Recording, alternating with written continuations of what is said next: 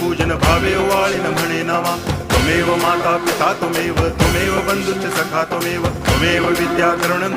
त्वमेव सर्वं मम देव कायेन वाचा मनसेन्द्रियैर्वा बुद्ध्यात्मना वा प्रकृति स्वभावात् करोमि यद्यत् सकलं परस्मै नारायणायति समर्पयामि अच्युतं केशवं रामनारायणं कृष्णदामोदरं वासुदेवं हरिं गिरिधरं माधवं गोपिकावल्लभं जानकीनायकं रामचन्द्रं भजे हरे राम